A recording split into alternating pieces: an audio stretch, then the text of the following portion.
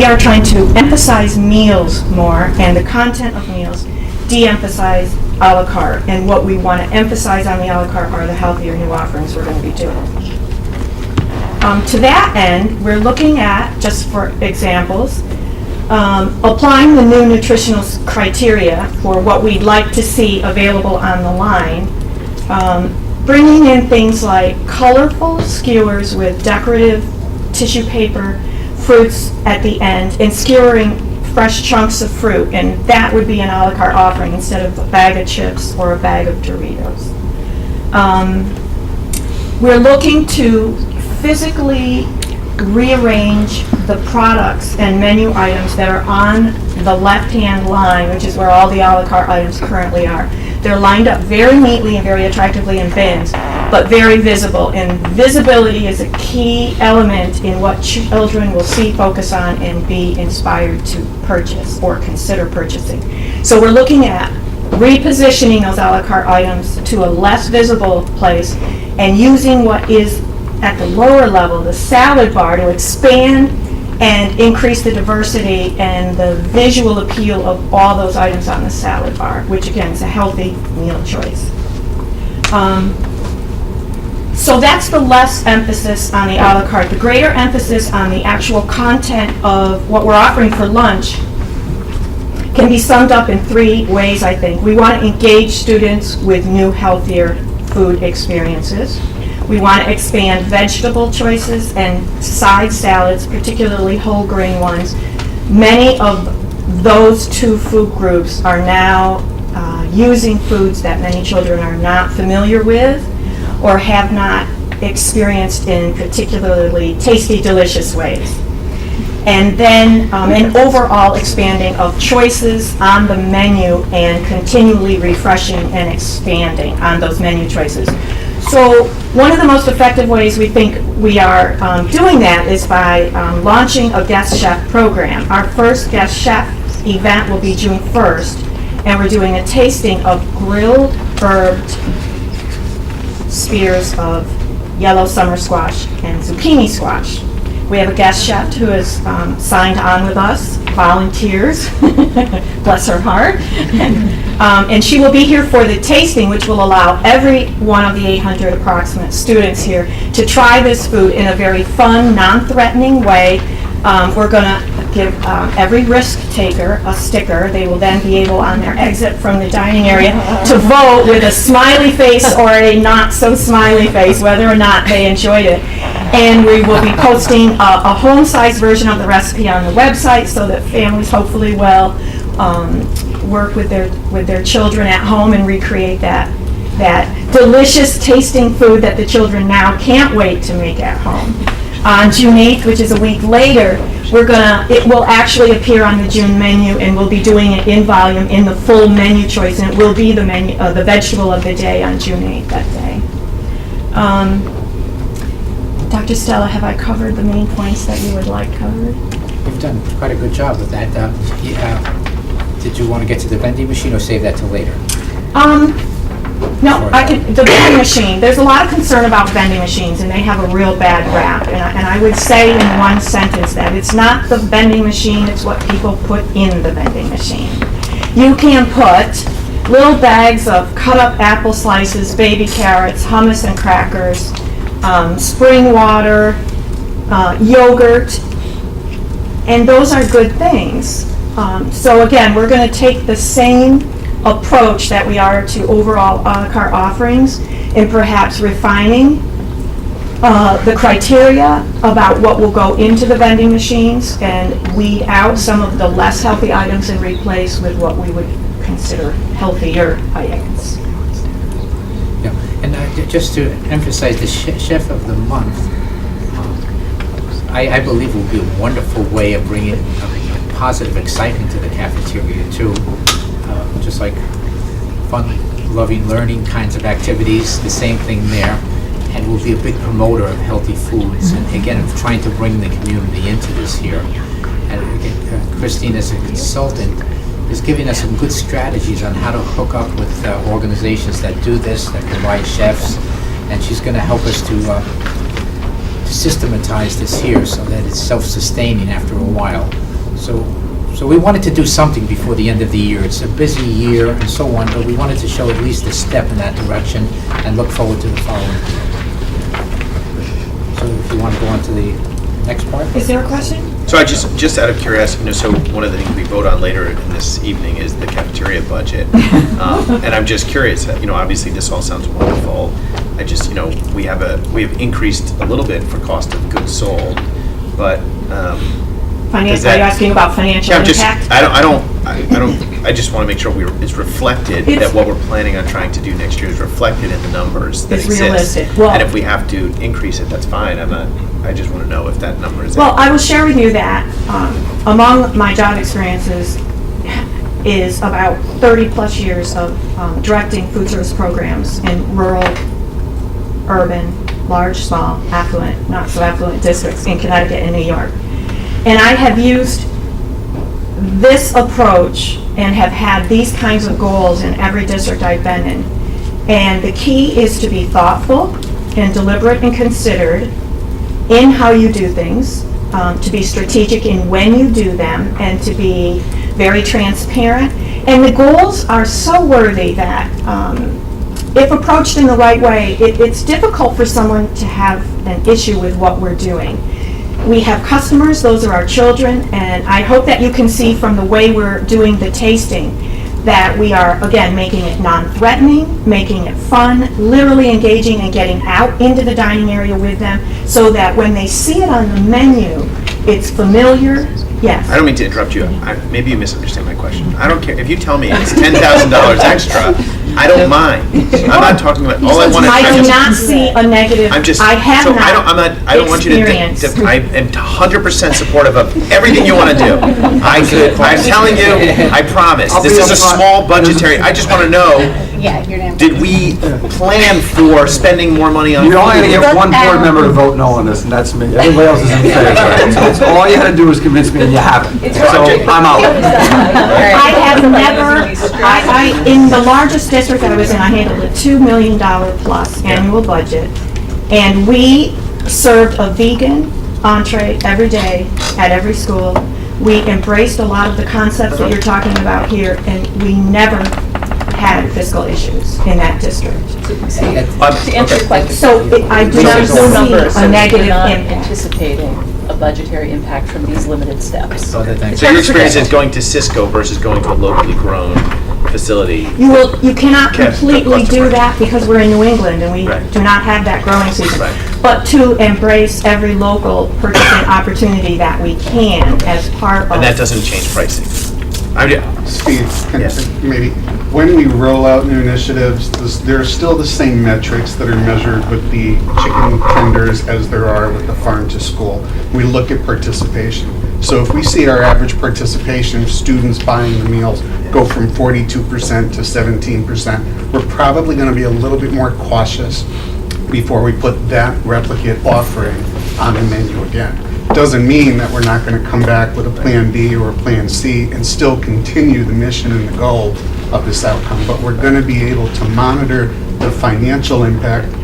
We're not going to be able to plan for it, but we're going to be able to see it real time enough to do some active damage control. And am I only, because I actually like the wording of the policy, and I would rather, I'm only asking this, if you say we're only spending, this is our budget, and we're working within this, and you have a choice of getting your grilled chicken from Whole Foods or get it from, I don't want to denigrate any company on TV, so some other non-Whole Foods supermarket, and there's a quality differential, even if you say we're only ordering 42 ounces of chicken because we only have 10 kids, if you order this level of meat versus this level of meat, there's a cost differential. And we're still charging the same amount for the thing. So I'm just asking, like, how does that, because I wouldn't, if you said to me, we have to stay within budget, so we're gonna order cheaper meat, I would say, I'd rather you spend a little bit more and get better meat. So how does that decision get made, and if the how do we offerings account by have that? that much of an effect, and so we have participation, which drives our revenue, and then we have the produce or the product cost, which drives our expenses. If those two hits become unfavorable, we look at the drawing board, is there a variable we can implement and still offer this to perhaps build up our participation? How often do So you do that review? every week, once a Well, the month. finance committee sees the cafeteria. Yeah, So I think, that's- my point is just that I think as we roll this out, it is more important, before you make a decision that is driven by, we have to stay within this number, I think it would be beneficial as you're planning forward to bring back to us the idea that this is what we plan on doing to stay within budget, but we would love to do this, it might be a little bit more expensive, so we can potentially change it as we go, as opposed to, again, using the backdrop of a limited finance on. And just to decision. clarify, maybe, I didn't I clarify. think Karen has a quick question. Oh, yes. Well, I just wanted to say, what we discussed was that there could be variations in the short term when you're doing some of these new initiatives where your participation goes down and your revenue goes down. And that's one of the things I wanted to get across as a board, and I hope we're all supportive of, is Al is not going to be sitting in the hot seat in 12 months because he didn't make his budget break even. And I think that's the biggest thing that the board could really do, is just support him and say, we support this initiative and we understand there may be variations in the budget. It may not come out perfectly even or profitable, and we support. Yeah, and as Al said, we will stay in close touch with the Finance Committee, too. At this point, we don't anticipate, large, as far as financial, Right. large, Wait, but we wait. will stay in touch with But the, would it be safer to add some money in, just in case we're expecting that there are more costs to getting organic food from Massaro versus Cisco or from wherever? Well, from a board perspective, we do already have an approved budget for next year. Now, that doesn't mean we can't, do things, or that we can't add monitoring and say, we are happy, to look at, moving some money into the cafeteria as needed. Yeah, that's- Now, when we look at the cafeteria budget, outside of the whole budget, the only way to add money would be to increase the price of lunch. So, and we can definitely talk about that when we get there.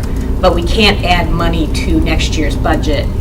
Now, it doesn't mean we can't support spending, money, additional money, and supplementing the cafeteria budget. It just means That's we the same. can't change next year's budget. It was approved last night. So, More importantly, just so everyone knows, what we're talking, even if you said we're spending 10% more on food, it's $10,000. We budgeted an additional 3.5. We have a budget of 12 million. We're not, this is not like That's 10% of the food cost doesn't come That's close to moving the needle on most anything in our overall budget.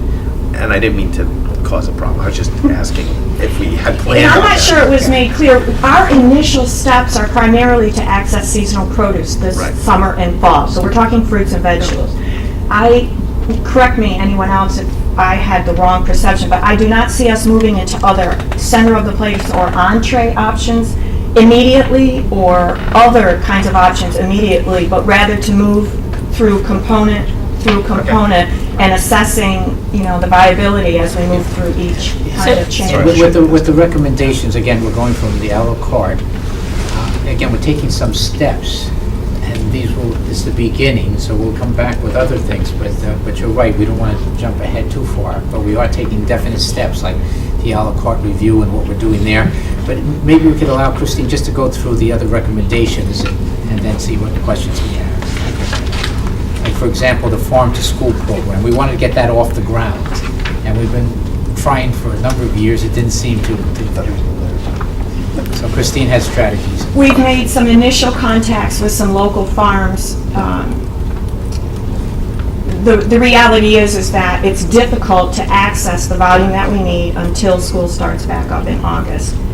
The farms just aren't producing enough right now, except perhaps maybe some berries in maybe the last week of school.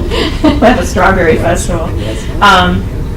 And also, for the volume needed, we will need to build some collaborations with local farmers and growers and producers for products. And, a nice vision a year or two out from now is that we have strong enough connections with local growers that we will say to them, we would like, 1,000 pounds of green squash from here to here. And they will actually be planting for us as they get ready for their operations each year. Can you just talk briefly about how we can use our commodity dollars to buy local and regional produce? Yes, each district that participates in the federal programs receives, they used to be called commodities, but they don't like that anymore. They're now called USDA foods, but you would remember them as the commodity foods. And you receive a certain dollar entitlement, and it's based on how many meals you served the prior year times 30 cents or whatever the rate is for the year. And they tell you how much that is, and then they give you a little shopping list, and you can pick and choose. One of the options now is to divert a number of those dollars, and you can purchase fresh produce through an approved vendor who in New England is A.T. Shrabo out of Rhode Island, who buys New England local all the time.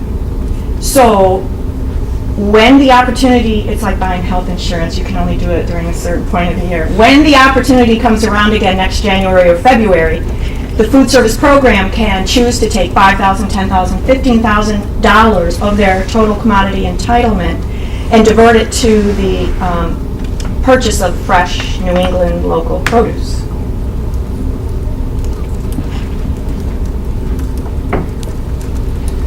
So, any questions? The only thing I want to say is I just want to make sure, and this is more, as a monthly finance, meeting discussion, what I think Steve is saying and other people are agreeing to, not everybody, but is we'd rather err in the direction of saying, we're losing money in the cafeteria because we did these 3 things, okay? So we don't want a decision made to say, okay, we're gonna not do this because we know that the participation rate is low, even though we are presenting squash in a non-threatening way. I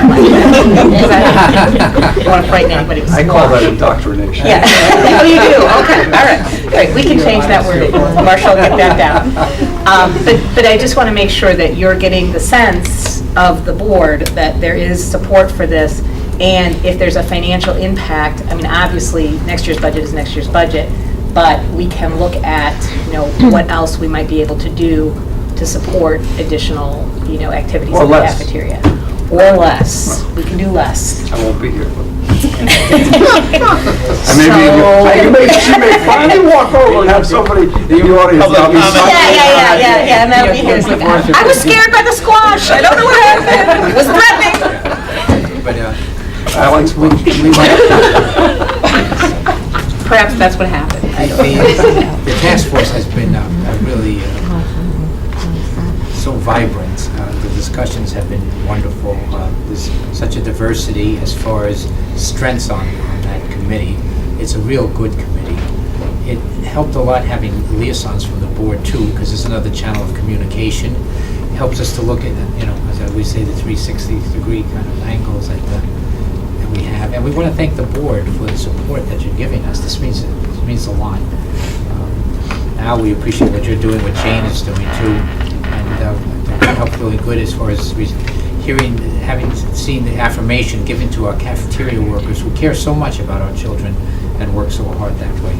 So just as we're trying to do a curriculum, and we are doing a curriculum and teaching and learning, we're raising the bar with this here too, and for the betterment of our children.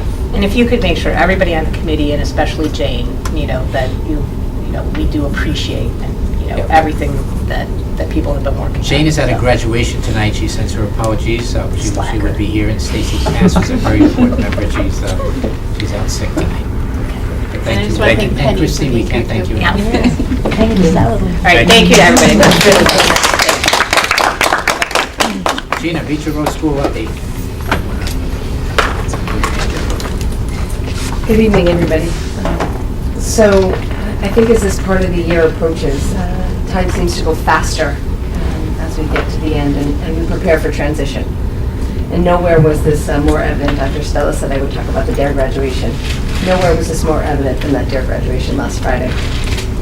Looking at the 6th graders and listening to the 2 students who read their essays, I couldn't have been more proud. And I can say that with the support of the parents, the entire Beecher Road School community, and the teachers, they've really prepared the children, and they are ready for this transition. They're ready to take on new challenges and leave a place that many of them been for more than half of their young lives. So I say thank you to everybody for letting us have Officer Lynch here every day. It is a comfort, and I stated that at the graduation, it is a comfort to have him with us. And he has created such a wonderful rapport with the students, it was evident in that day, so it was a wonderful celebration. So, on to some business. As you know, we've put out our first distribution of the standards-based report card back in March. And something that long in the making definitely will require us to revisit and revise, something we've already done with a few of the standards and a few of the grades. To just either clarify, adjust language, adjust standards to make it more readily, easily communicated information to parents. So with that being said, the board asked me if there had been any feedback from parents. There has been a little. I asked the team leaders to talk with their grade level partners and then share with me some of the feedback specifically so that you could hear some specific feedback from parents. Generally, it's been positive, such as just some general comments. Gave me a lot of information. It was specific to the things that my children were working on or what they were learning. But it's also important for you to hear some of the other feedback. For example, we had a parent in grade 1, and I say a parent in grade 1 and a parent in grade 3 both shared that there was too much information. But that's feedback for us. It is a change. And I think of the grades, grade 1 and grade 3, very different than what they are used to. So they had some difficulty. In grade 4, we did have some parents share that from the standards, how do they know whether their children were excelling? So that was something else. And then grade 5, and I kind of quoted this one, the parent was able to focus on what her daughter actually needed rather than just see a B in math. So that was specific. Other teachers in that grade heard some similar feedback, but the negative, and I kind of put it in quotes, was that there was a lot, and maybe just because this is new, it'll take some getting used to. So we thought that was important. In grade 6, the transition was questioned. And so our teachers have been communicating with the middle school. As a matter of fact, we had our most recent meeting just this past week with the whole 6th grade team, met with one of the counselors from the middle school. So that's some of the feedback. Personally, I received some positive feedback, communication. It was comprehensive. That was a word that I heard often from the few people that reached out directly to me. I did also have a parent ask how they could determine whether their child was excelling. So kind of as I've shared, after a full year of going through this process with the committee, with the faculty, and determining what our high levels of expectations were in order to meet the standard with this new model, we really thought it would be necessary to spend some time having those expectations laid out. And before we made a determination kind of as a whole as what constitutes excelling. And so that's where we took the personal touch and included that on the narrative. We still have some work to do in that area, but for now, that's where we are. But going forward, we did say that after a full year, we'd like to have some feedback from parents. So far you've had one term, then you'll have another term, and then in the fall, you'll have seen, for parents who've been here for more than a year, the report card in its entirety. So I'm working with the report cards committee as to whether this should be the form of a survey or an evening. And we've recently put out 2 surveys to parents, our tri-state survey, our school climate survey. So what our information seeking is, where will we get the most participation, most feedback? And currently that's questionable. We're not sure exactly whether that should be in a form of a parent night based on our attendance from the report card evening, which we had a nice number of folks, but as a whole, it's a small number, and also with the level of participation in the surveys. So I don't have a definitive answer for you on that. Although there's a saying that people may be more vocal if they are unhappy. So with that being said, I'm going to take it that for the most part, parents are appreciative of our work to improve the communication regarding where children are in the classrooms and what they're learning. So that's kind of the feedback that I have. Yeah, I appreciate that, because that was just last month we asked for, Yes. some feedback, so thank you. So team leaders were kind of instrumental in that, in giving me some specifics. But before I end, earlier this month we did celebrate our teachers and our school nurses. And I just want to take a minute to recognize the efforts of everyone here who worked together in the future to make this a wonderful place to learn. So thanks. Mrs. Crisco, I want to publicly thank you. There were a lot of hands and a lot of participation in the report card, but you were the point person, the lead person. Sometimes you took the knocks, sometimes you had to push ahead, step back, and so on, and motivated people. You really led a movement that was long overdue, and I know it's a work in progress and that you'll continue helping with that. And we thank you and the other members of our administrative team and our teachers for the work that you've done. Thank you. Thank you. And the committee. Thank you. Yes.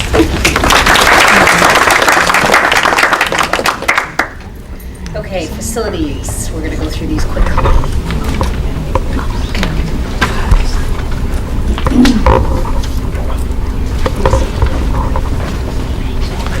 Thank you. Okay, we met on May 7th. We received an update on the building project. Matthew Ward came to our meeting and gave us a very comprehensive update on all the work that had been done over spring break and what the plans were for the summer. The takeaway was that the building is going to be completely shut down and there's a tremendous agenda to be covered during the summer, and there'll be a lot of coordination with the upgrade and with other projects that can get done at the same time. We also received a Tools for Schools update, which is the work of the committees continuing. They'll be presenting at the June meeting, and one of the coordinations is that all the carpeting in the tech center is going to get replaced while the building is shut down for the summer. And sustainability was tabled until the next meeting, and our next meeting is June 4th. Okay, thank you. Is there any questions for Karen? Okay. The building, I think we've heard about a couple times, so I think we're good there. Policy did not meet. Steve, finance. All right, so we have 3 budgets to approve. The Finance Committee gave their approval to our budgets as presented. We'll start with the first one, which is move that we approve the 2015-16 cafeteria budget as presented by the administration. Second. You have that as 3.6.1. Does anyone have any questions regarding that budget? All right. Okay. All those in favor? Thank you. Want to ask if anyone's opposed to it? Oh, I'm sorry. Anyone opposed? I thought we had all the hands. All right, just checking. Jeez. All right, the second is act on the 2015-16 summer enrichment proposed budget, which is 3.6.2. You have the attachment. Again, this was approved by the Finance Committee. If you move, I'm second. I'll second. Any questions or concerns about that? All those in favor? Any opposed? And finally, move that we approve the 2015-16 extended day budget as presented, and that is under attachment 3.6.3. Second. Any questions? Okay, all those in favor? Opposed? Anything else from finance? Karen's No. just leaving her hand up. I'm just falling asleep. No. Okay, thank you. Okay, CABE, anything from CABE? No, just a couple of things coming up. They'll have a legislative wrap-up session in Hartford on June 9th. After the session ends, no more. And next Thursday, there's an employee relations program, if anybody's interested. Thank you. And then next month, we're getting the tri-state update. So did anybody have anything? I mean, that's obviously very comprehensive, so, okay, nobody had anything Yeah, specific. we'll give an update, but there'll be a full report that will take a little time. So the update will continue into the new year. Okay. All right, and then we have some new business. Go ahead. Yep. Okay. Move that we accept the retirements of Nancy White and Sheila Haverkamp effective June 30th, 2015, with significant regrets. Can we say no? All abstain? Yeah. We're just going to abstain. Let's table the discussion. Table it to next year's meeting. With time certain tabling. Turn off the TV cameras video, for a minute. just won't- Yeah, obviously, it's with extreme regret that we heard about both of you, but I guess people deserve to retire at some point. Yeah, it's all about you. Not everybody, I guess, but yeah, that's right, it's all about All that. about you. So there's no way to say how much we appreciate, all the time that you've been here and all the work that you've done. There's just no way to say it, so thank you. Thank you. Which means,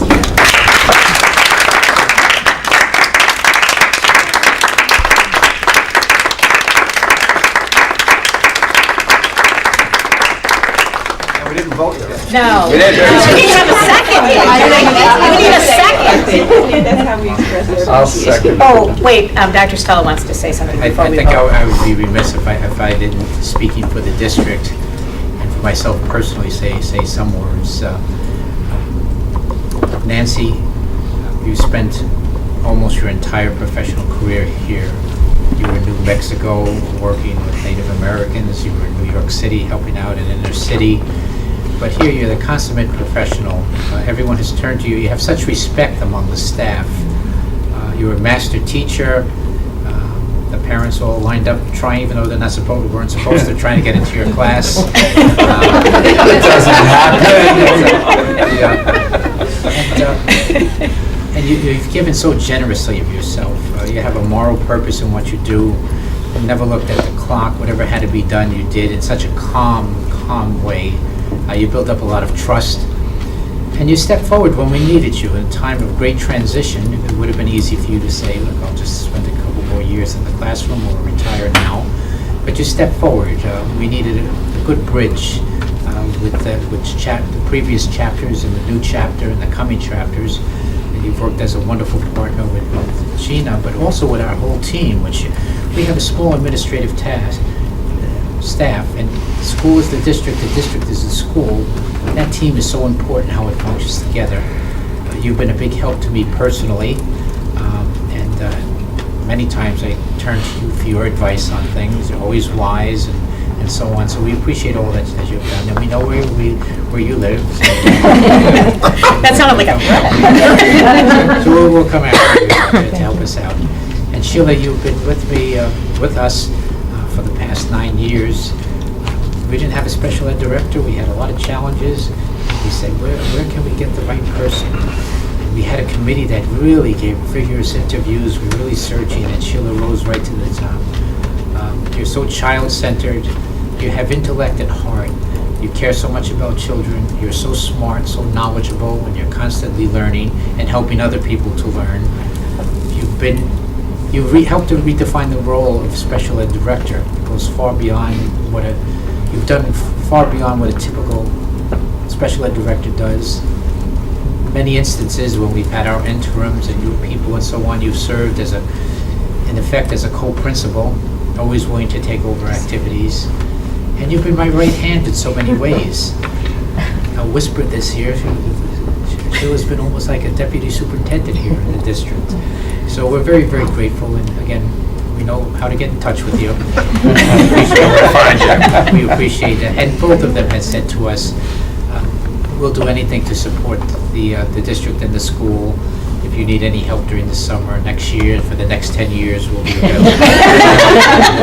That was so nice. Did you hear that part? Yeah. Through the summer, 10. When I'm speaking, I'm sure I'm speaking for the whole administrative team. Each one of us could give a long presentation. We are appreciative to both of you. Thank you so much.